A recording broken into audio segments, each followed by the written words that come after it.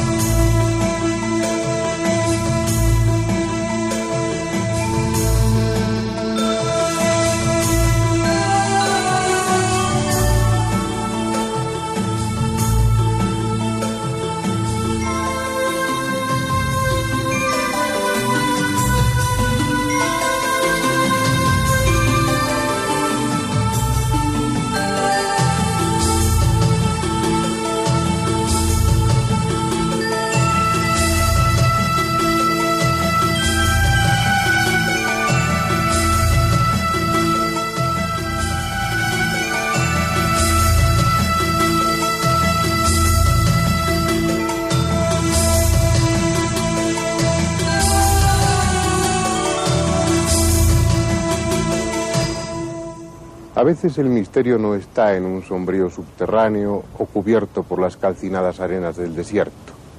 A veces el misterio, el más profundo e inquietante de los misterios, puede encerrarse en una sencilla imagen representada sobre una burda tela. La Ciudad de México es una especie de monstruo insaciable que en su continuo crecimiento devora cuanto encuentra a su paso. Esta gigantesca urbe, de 20 millones de habitantes, es la capital de la nación, el centro administrativo y político. Pero es además el corazón de ese gran pueblo, porque en ella se conserva la milagrosa imagen de la Virgen de Guadalupe, la patrona que todos los mexicanos veneran. Cada 11 de diciembre, cientos de miles de peregrinos acuden a su cita con la Virgen de Guadalupe. Vienen de todos los rincones del país, arrastrados por su fe, cumpliendo una promesa o en solicitud de ese favor que solo ella puede conceder. Si se juzga por los esbotos que cubren las paredes de la antigua basílica, son muchas las ocasiones en que la imagen ha respondido a la petición de sus fieles. Esas pinturas primitivas e ingenuas son muestras del impacto emocional que esta advocación de la Virgen ejerce sobre el pueblo mexicano.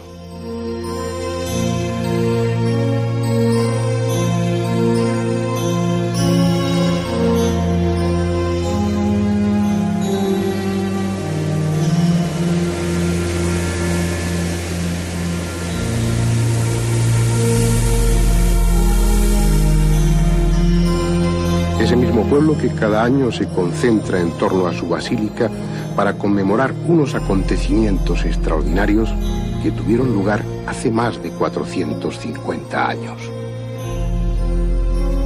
Porque esta historia, como cualquier otra, tuvo un comienzo. Fue aquí, en el entonces solitario cerro de Tepeyaca. Dicen que a los pocos días de iniciado el mes de diciembre del año 1531.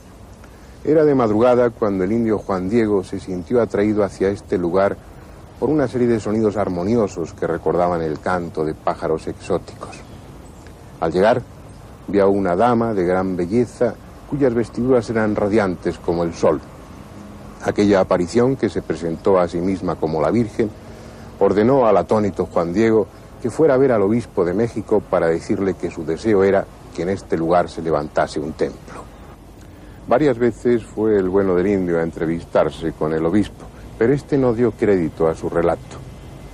Hasta que al fin, aquella dama de resplandecientes ropajes decidió hacer un milagro que convenciera al escéptico obispo. Y el milagro consistió en que brotaran rosas a pesar de ser invierno. Le dijo a Juan Diego que llevara un ramo de ellas como prueba. Así lo hizo.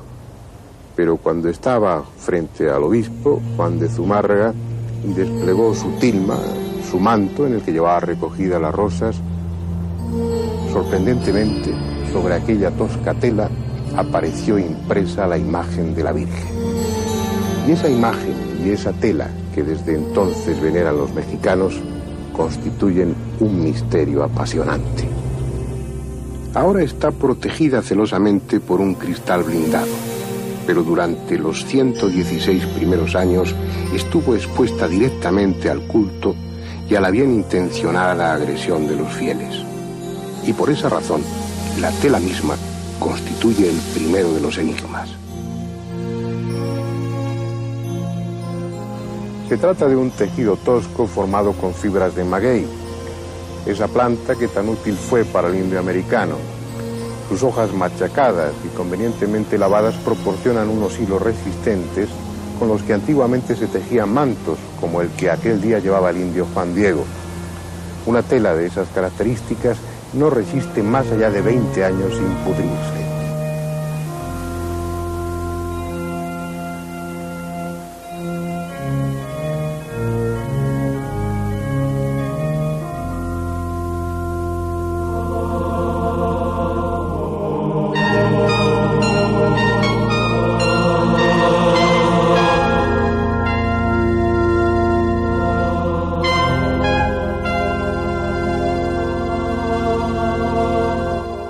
Esta es la primitiva ermita, lo que queda de ella. Aún puede verse perfectamente dónde estuvo expuesta la tela con su imagen pintada.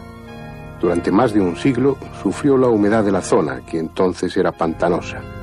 Recibió el humo de incontables cirios y lamparillas, el contacto con decenas de millares de estampas, escapularios, pañuelos, rosarios, y la caricia reverenciosa de infinitas manos. Así, a lo largo de 116 años. Y pese a todo, permaneció intacta, exactamente igual que cuando la imagen apareció sobre la tilma en 1531. Ya a partir de 1647, la tela y su pintura han venido estando protegidas por uno u otro cristal. Pero estamos hablando de pintura. Al fin y al cabo es lo lógico, lo primero que uno piensa al contemplarla. Sin embargo, si se trata de pintura, habrá que pensar que está realizada con una técnica que va más allá de lo humano. Porque en esa imagen no existen vestigios de pintura alguna.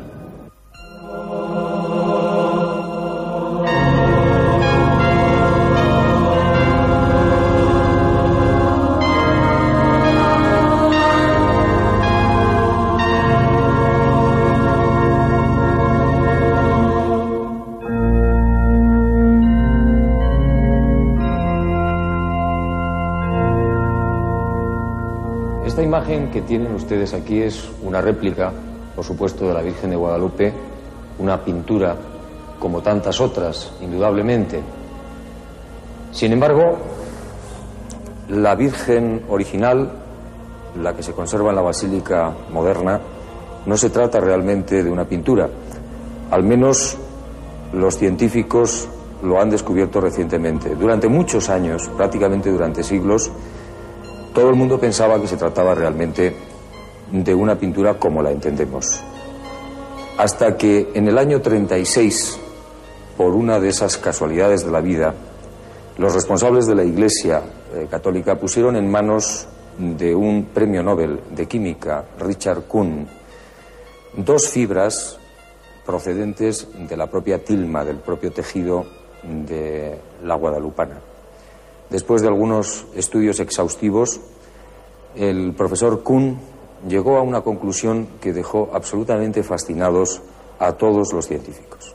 El resumen de estos estudios del Premio Nobel de Química decía textualmente: en las dos fibras, una de color rojo y otra amarilla, no existen colorantes vegetales, ni colorantes animales, ni colorantes minerales. Esto viene a significar que en el siglo XVI, 1531, cuando se supone que aparece la Virgen, toda su imagen no corresponde a ninguno de los tipos de pigmentación o de colorantes en la pintura conocida. ¿Cuál es entonces el enigma de esos colores? ¿Por qué el rojo? ¿Por qué el amarillo? Si realmente no existen desde el punto de vista científico ningún tipo de pigmentación. Unos 40 años después de la experiencia de Kuhn, otros científicos, en este caso norteamericanos, vendrían a ratificar la no existencia de pintura como nosotros la entendemos y algo más realmente extraño e insólito. En efecto, intrigados por el informe de Richard Kuhn y las insólitas noticias acerca de la conservación del ayate, el 7 de mayo de 1979, dos prestigiosos científicos norteamericanos arribaban a la Ciudad de México, procediendo a un exhaustivo estudio de la imagen. Un estudio basado en técnicas fotográficas con rayos infrarrojos. Estas películas especiales, utilizadas en trabajo de restauración de obras pictóricas, tienen la propiedad de hacer invisibles los barnices, descubriendo los dibujos y esbozos que el artista ha podido ejecutar en los primeros momentos de la creación de la obra. Merced a esta avanzada técnica ha sido posible sacar a la luz, por ejemplo, los iniciales y fallidos intentos de Leonardo da Vinci en la realización de la Gioconda.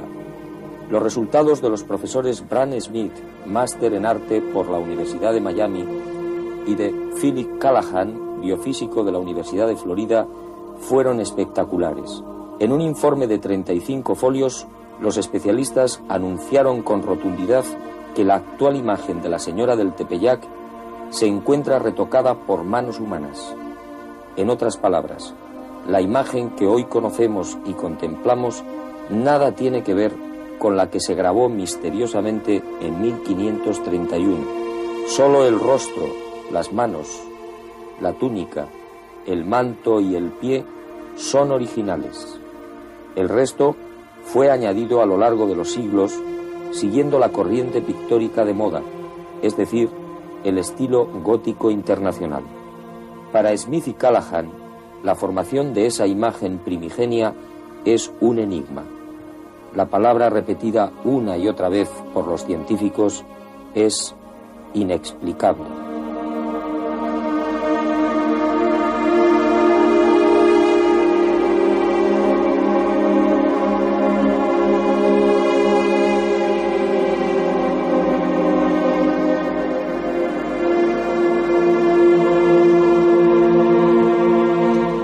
Al enigma de la conservación del tejido, algo que debería estar corrompido prácticamente hace 400 años, hay que añadir otro misterio que los científicos realmente pues tampoco tienen explicación, que es la pintura realmente, que se supone que no es tal.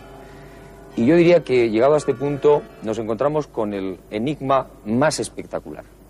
¿Qué es lo que encierran los ojos de la Virgen de Guadalupe? En este mismo lugar, en este altar hoy abandonado de la antigua basílica que tuvo el ayate, hoy devorado prácticamente por el polvo, en ese marco vacío donde se encontraba la tilma de la Virgen, más de 20 científicos pasaron uno tras otro para investigar directamente los misteriosos ojos de la guadalupana. Uno de estos hombres es el doctor don Enrique Graue, uno de los más prestigiosos oftalmólogos del mundo, miembro de las academias de los Estados Unidos y de Francia de oftalmología y director del Hospital de Nuestra Señora de la Luz. El doctor don Enrique Graue tuvo la oportunidad de contemplar esta imagen sin el cristal. Sí, efectivamente.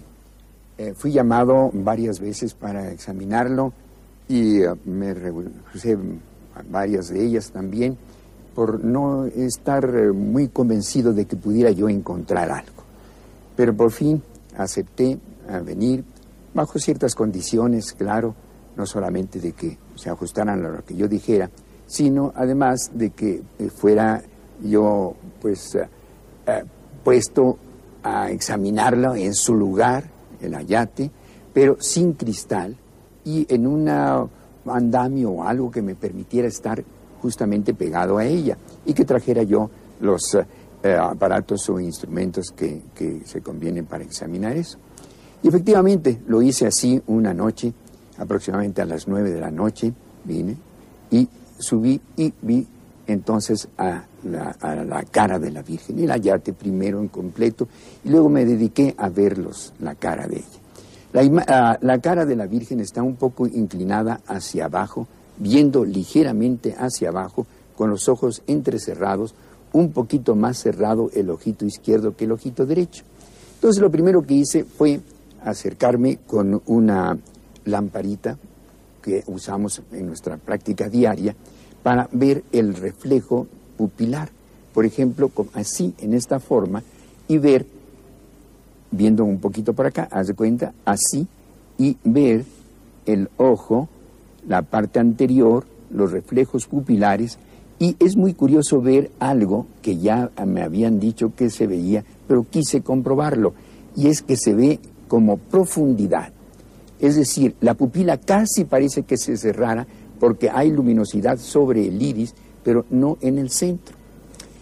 Después de examinarlo, en fin, y ya una vez habiendo comprobado este hecho realmente extraordinario, pasé a ver, o tratar de ver, un poquito hacia adentro, en esta postura.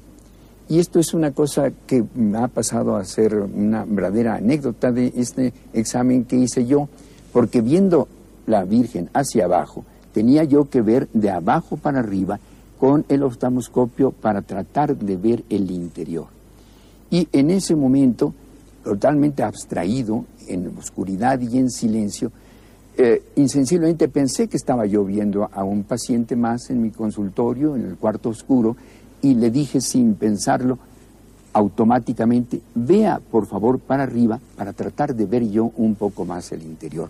Esto no es más que una anécdota que indica que el aspecto de los ojos es de tal profundidad que parecen vivos.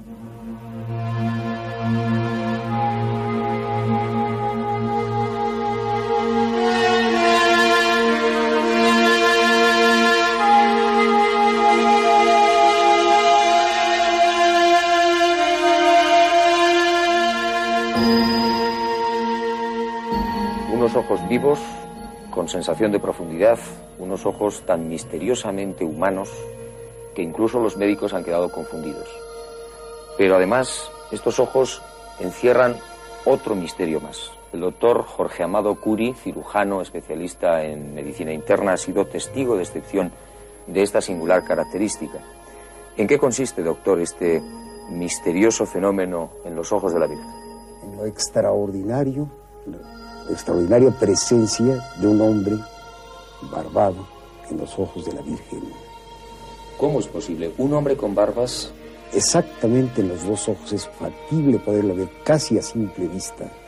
En el ojo derecho es, si tomamos una lupa, para hacerlo más rápido y más fácil, más factible, más fácil, vemos a un hombre con barbas. Su brazo derecho, su hombro derecho, y vemos junto a él otro hombre similar, distorsionado por la forma de la córnea, que es redonda, esta misma figura, y correspondiendo la segunda imagen de Purkinje Sanson, hace alusión a lo que se está viendo también en el otro ojo. Los dos ojos con la figura del hombre barbado hacen el explicable o hacen la explicación de las imágenes de Purkinje Sanson. Es decir, esto es como un reflejo óptico en los ojos de la guadalupana, pero esto es incomprensible porque se supone que es de 1531 y este fenómeno óptico que usted está diciendo es muy posterior, se descubre en el siglo XIX. Lo extraordinario es que se nota, siendo 1989, algo que se instaló desde 1531. Para esto dan su veredicto artistas, críticos, científicos, de la originalidad de este documento que es extraordinario para la ciencia actual y del futuro. Los fenómenos o las imágenes de Purkinje Sanson se pueden explicar muy brevemente.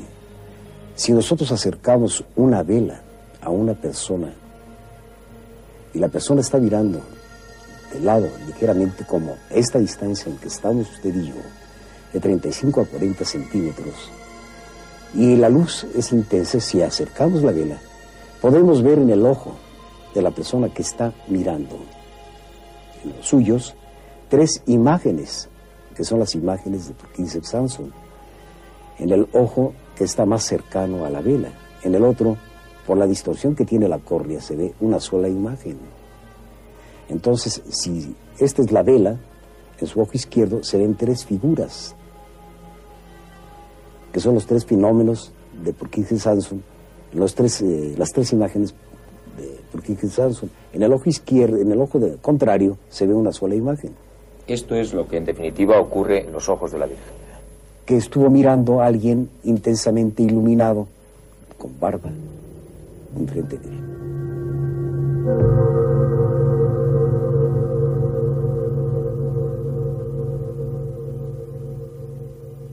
Pero los descubrimientos no terminan allí. Alertado por las noticias de los médicos, José Aste Torsman, doctor por la Universidad de Cornell en sistemas y especialista en proceso digital de imágenes, tuvo la idea, yo diría que la genial idea, de someter la Virgen de Guadalupe a potentes computadoras. Amplió estas imágenes hasta 2000 veces y el resultado fue sencillamente espectacular. Doctor Torsman, ¿qué encontró usted? Pues en ambas córneas aparece una escena de alrededor de 12 personas que aparecen las mismas en los 2 ojos, no del mismo tamaño, sino con distinto tamaño, pero en las mismas posiciones, exactamente como sería de esperar en los ojos de una persona viva. Hábleme usted de algunas de estas imágenes espectaculares, por ejemplo, la del anciano. Aparece la cara de un hombre anciano, bastante demacrado, medio calvo, con los rasgos de un vasco, indudablemente, e incluso se hicieron algún estudio en España y se comprobó de que corresponden los rasgos a un vasco, posiblemente el obispo Zumárraga. Hay también otra figura sorprendente que usted bautizó como el indio sentado. ¿En qué consiste? Exactamente, es que aparece un indio con las piernas cruzadas en una posición que usaban bastante los indios, que no tenían sillas, pero con muchísimo detalle. En la oreja tiene una arracada, se le ve los guaraches, o sea, las sandalias, y está en un extremo de ambos ojos. Creo que incluso está en una posición orante. Exacto, sí, parece tener las manos juntas como en actitud de oración. Y entre esas 12 figuras hay una tercera, digamos, también que llama mucho la atención, que es el hombre con barbas. Exacto, ese es tan grande que realmente con una lupa nomás se puede descubrir. Y es el que hace ya algún tiempo se había descubierto. Sin embargo, muy interesante además de esta cara, que es un español, con una barba, una frente muy amplia, es que lo más interesante es que nos muestra esa triple imagen de Purkinje Sanson, muy claro. En todas las otras se ve también, pero en este es donde mejor se ve. Es decir, esto ratificaría la triple imagen de Purkinje. Exacto, sí.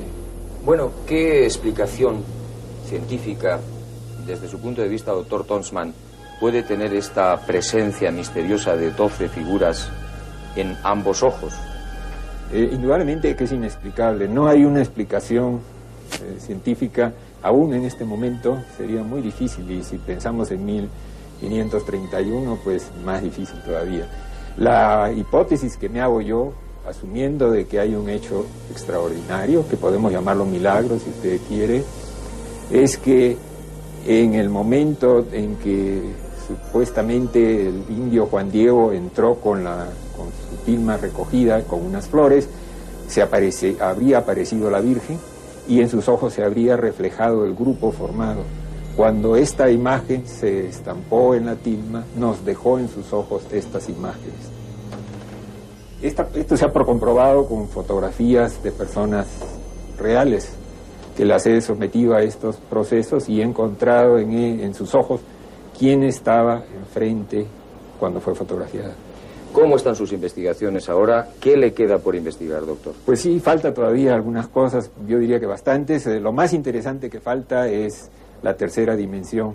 Ya le decía que las dos imágenes tienen la diferencia por ángulo y distancia, entonces en base a estas dos se puede teóricamente reconstruir en tercera dimensión.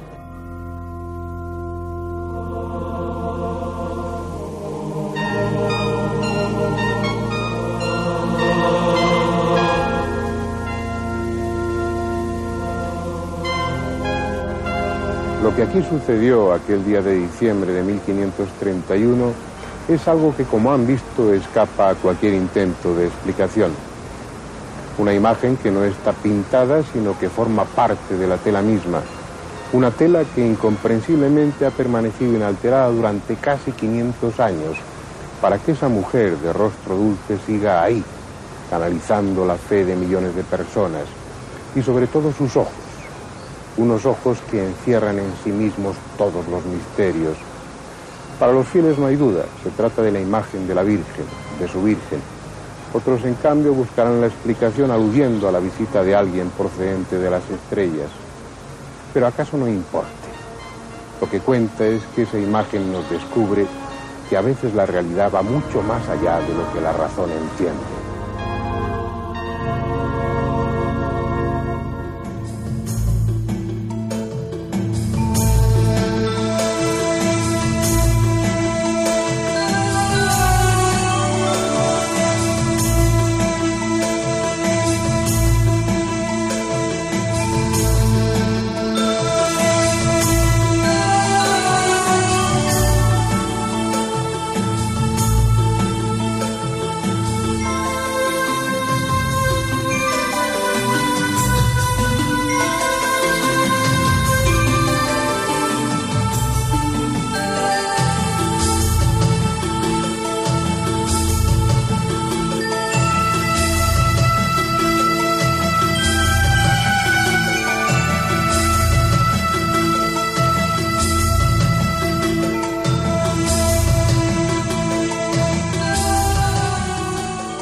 Es una especie de monstruo insaciable que en su continuo crecimiento devora cuanto encuentra a su paso.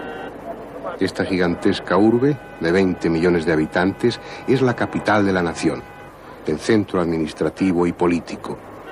Pero es además el corazón de ese gran pueblo, porque en ella se conserva la milagrosa imagen de la Virgen de Guadalupe, la patrona que todos los mexicanos veneran. Cada 11 de diciembre, cientos de miles de peregrinos acuden a su cita con la Virgen de Guadalupe. Vienen de todos los rincones del país, arrastrados por su fe, cumpliendo una promesa o en solicitud de ese favor que solo ella puede conceder. Si se juzga por los esvotos que cubren las paredes de la antigua basílica, son muchas las ocasiones en que la imagen ha respondido a la petición de sus fieles.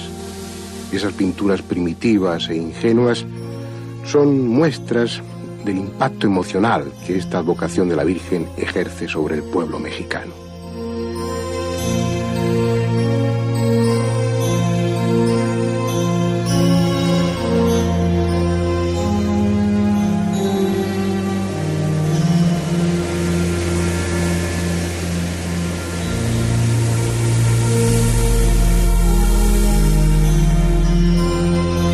mismo pueblo que cada año se concentra en torno a su basílica para conmemorar unos acontecimientos extraordinarios que tuvieron lugar hace más de 450 años.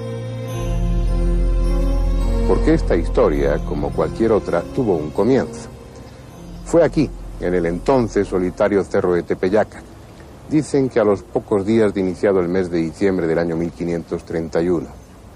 Era de madrugada cuando el indio Juan Diego se sintió atraído hacia este lugar por una serie de sonidos armoniosos que recordaban el canto de pájaros exóticos. Al llegar, vio a una dama de gran belleza cuyas vestiduras eran radiantes como el sol. Aquella aparición, que se presentó a sí misma como la Virgen, ordenó al atónito Juan Diego que fuera a ver al obispo de México para decirle que su deseo era que en este lugar se levantase un templo. Varias veces fue el bueno del indio a entrevistarse con el obispo, pero este no dio crédito a su relato. Hasta que al fin, aquella dama de resplandecientes ropajes decidió hacer un milagro que convenciera al escéptico obispo. Y el milagro consistió en que brotaran rosas a pesar de ser invierno. Le dijo a Juan Diego que llevara un ramo de ellas como prueba. Así lo hizo. Pero cuando estaba frente al obispo, Juan de Zumárraga desplegó su tilma, su manto en el que pintara. Durante más de un siglo sufrió la humedad de la zona, que entonces era pantanosa. Recibió el humo de incontables cirios y lamparillas, el contacto con decenas de millares de estampas, escapularios, pañuelos, rosarios y la caricia reverenciosa de infinitas manos. Así, a lo largo de 116 años. Y pese a todo, permaneció intacta. Exactamente igual que cuando la imagen apareció sobre la tilma en 1531. Ya a partir de 1647 la tela y su pintura han venido estando protegidas por uno u otro cristal. Pero estamos hablando de pintura. Al fin y al cabo es lo lógico, lo primero que uno piensa al contemplarla. Sin embargo, si se trata de pintura, habrá que pensar que está realizada con una técnica que va más allá de lo humano. Porque en esa imagen no existen vestigios de pintura alguna.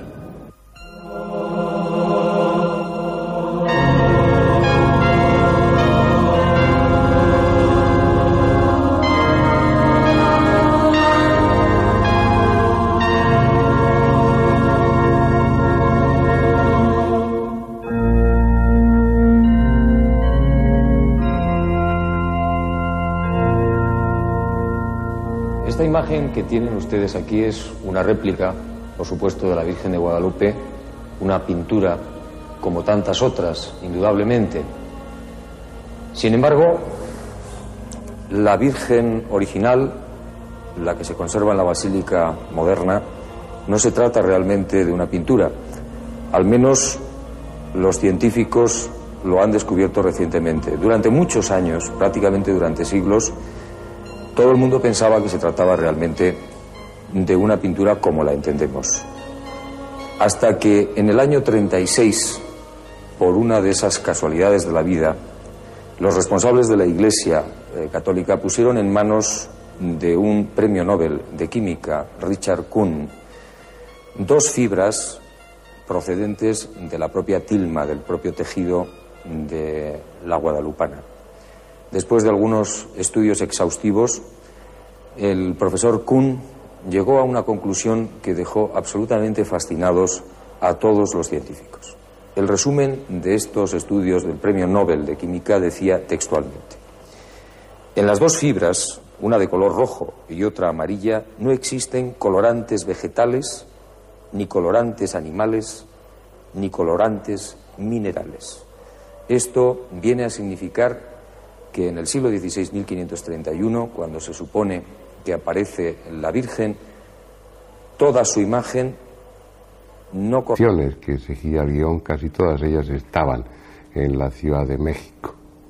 A cambio, hasta los miembros más escépticos del equipo fueron poco a poco seduciéndose por el misterio de esa imagen, de esa tilma del indio Juan Diego, donde en un día quedó representada la Virgen de una manera milagrosa. Y es que esa es la palabra. A medida que íbamos acumulando información, quedaba confirmado que estábamos ante un objeto prodigioso, eso que la Iglesia considera un auténtico milagro. Indudablemente, detrás de un fenómeno de estas características producido en el ámbito religioso, hay una interpretación piadosamente tendenciosa. Pero el hecho es que el objeto, el manto, la imagen, está ahí, y que todas las pruebas llevadas a cabo por los técnicos, por los expertos, muchos de ellos escépticos, vienen a confirmar su carácter extraordinario. No quiero adelantarles más información, porque en el documental están todos los datos necesarios para que ustedes tomen conciencia de que la imagen de la Virgen de Guadalupe sigue siendo un misterio sin solución.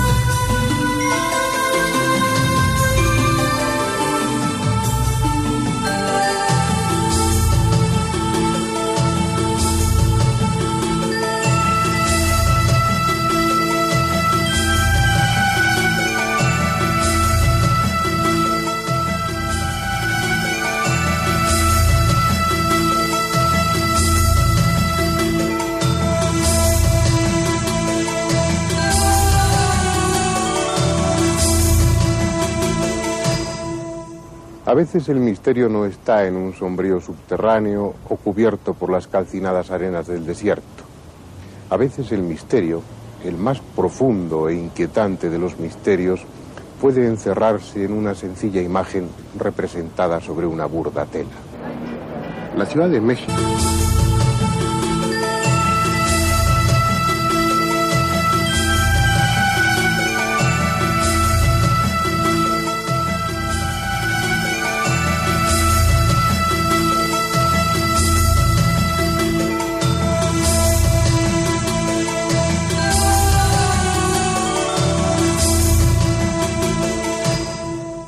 A veces el misterio no está en un sombrío subterráneo o cubierto por las calcinadas arenas del desierto. A veces el misterio, el más profundo e inquietante de los misterios, puede encerrarse en una sencilla imagen representada sobre una burda tela. La Ciudad de México es una especie de monstruo insaciable que en su continuo crecimiento devora cuanto encuentra a su paso. Esta gigantesca urbe, de 20 millones de habitantes, es la capital de la nación, el centro administrativo y político. Pero es además el corazón de ese gran pueblo porque en ella se conserva la milagrosa imagen de la Virgen de Guadalupe, la patrona que todos los mexicanos veneran. Cada 11 de diciembre, cientos de miles de peregrinos acuden a su cita con la Virgen de Guadalupe. Vienen de todos los rincones del país, arrastrados por su fe, cumpliendo una promesa o en solicitud de ese favor que solo ella puede conceder. Si se juzga por los esbotos que cubren las paredes de la antigua basílica, son muchas las ocasiones en que la imagen ha respondido a la petición de sus fieles. Esas pinturas primitivas e ingenuas son muestras del impacto emocional que esta advocación de la Virgen ejerce sobre el pueblo mexicano.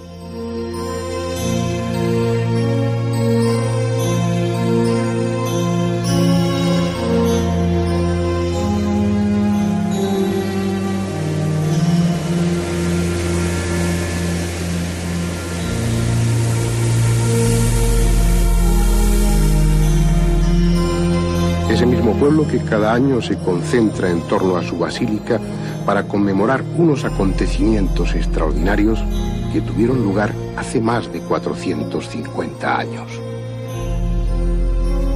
Porque esta historia, como cualquier otra, tuvo un comienzo. Fue aquí, en el entonces solitario cerro de Tepeyaca. Dicen que a los pocos días de iniciado el mes de diciembre del año 1531.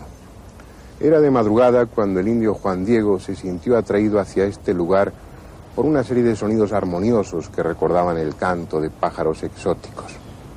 Al llegar, vio a una dama de gran belleza cuyas vestiduras eran radiantes como el sol. Aquella aparición. Acepté a venir bajo ciertas condiciones, claro, no solamente de que se ajustaran a lo que yo dijera, sino además de que fuera yo pues puesto a examinarlo en su lugar, el ayate, pero sin cristal y en un andamio o algo que me permitiera estar justamente pegado a ella y que trajera yo los aparatos o instrumentos que se convienen para examinar eso.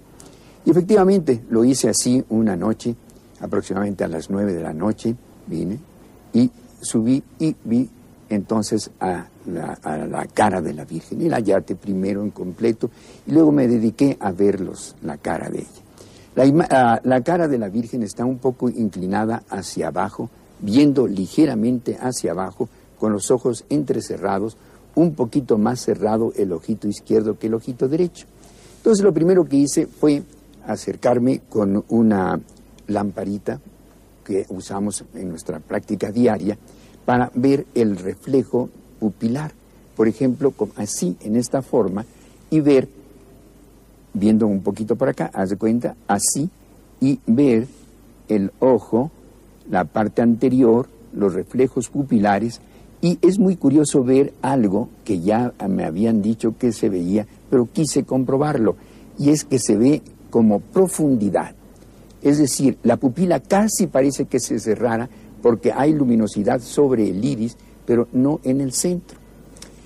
Después de examinarlo, en fin, y ya una vez habiendo comprobado este hecho realmente extraordinario, pasé a ver, o tratar de ver, un poquito hacia adentro, en esta postura. Y esto es una cosa que me ha pasado a ser una verdadera anécdota de este examen que hice yo, porque viendo la Virgen hacia abajo, tenía yo que ver de abajo para arriba con el oftalmoscopio para tratar de ver el interior. Y en ese momento, totalmente abstraído, en oscuridad y en silencio, insensiblemente pensé que estaba yo viendo a un paciente más en mi consultorio, en el cuarto oscuro, y le dije sin pensarlo, automáticamente, vea por favor para arriba para tratar de ver yo un poco más el interior. Esto no es más que una anécdota que indica que el aspecto de los ojos es de tal profundidad que parecen vivos.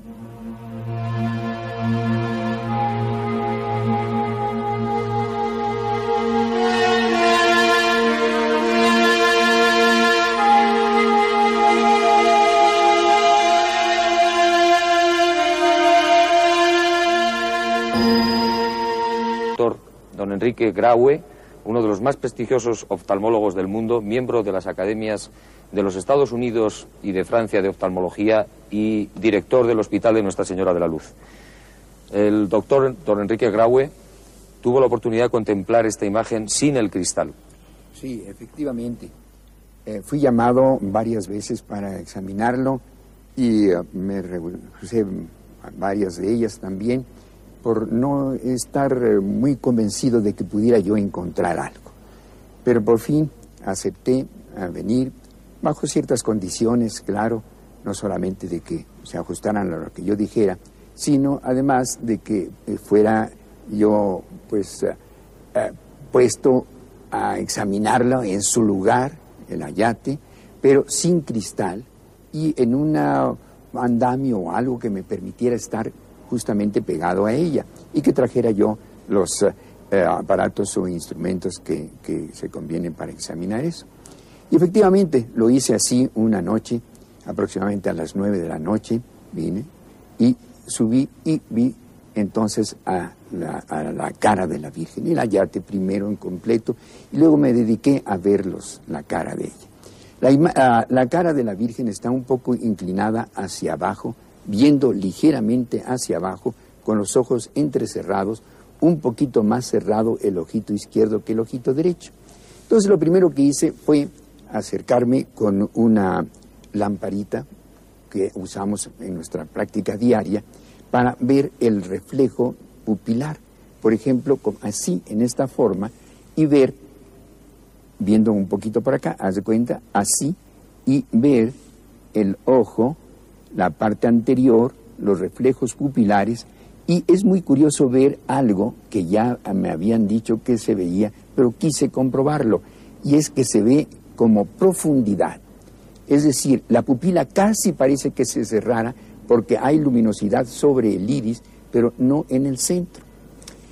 Después de examinarlo, en fin, y ya una vez habiendo comprobado este hecho realmente extraordinario, pasé a ver, o tratar de ver, un poquito hacia adentro, en esta postura. Y esto es una cosa que me ha pasado a ser una verdadera anécdota de este examen que hice yo, porque viendo la Virgen hacia abajo, tenía yo que ver de abajo para arriba con el oftalmoscopio para tratar de ver el interior.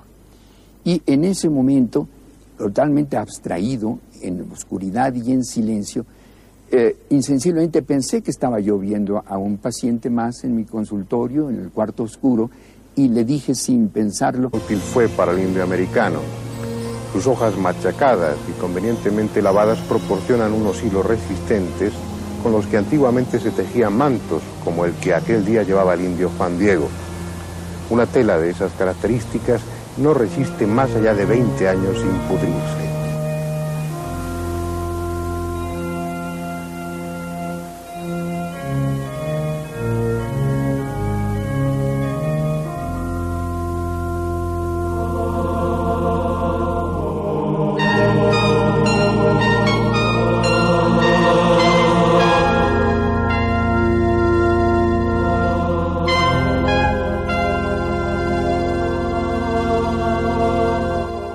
Esta es la primitiva ermita, lo que queda de ella. Aún puede verse perfectamente dónde estuvo expuesta la tela con su imagen pintada. Durante más de un siglo sufrió la humedad de la zona, que entonces era pantanosa. Recibió el humo de incontables cirios y lamparillas, el contacto con decenas de millares de estampas, escapularios, pañuelos, rosarios, y la caricia reverenciosa de infinitas manos. Así, a lo largo de 116 años.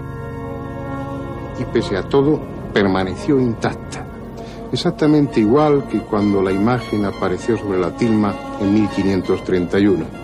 Ya a partir de 1647, la tela y su pintura han venido estando protegidas por uno u otro cristal. Pero estamos hablando de pintura. Al fin y al cabo es lo lógico, lo primero que uno piensa al contemplarla.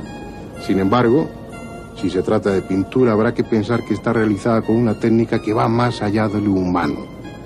Porque en esa imagen no existen vestigios de pintura alguna.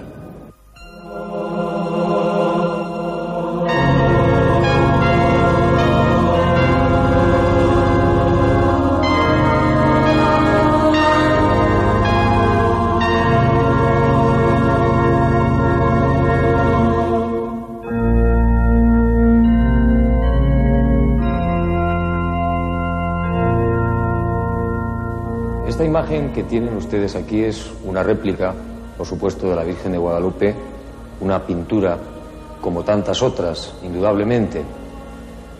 Sin embargo, la Virgen original, la que se conserva en la Basílica moderna, no se trata realmente de una pintura. Al menos los científicos lo han descubierto recientemente. Durante muchos años, prácticamente durante siglos, todo el mundo pensaba que se trataba realmente de una pintura como la entendemos. Hasta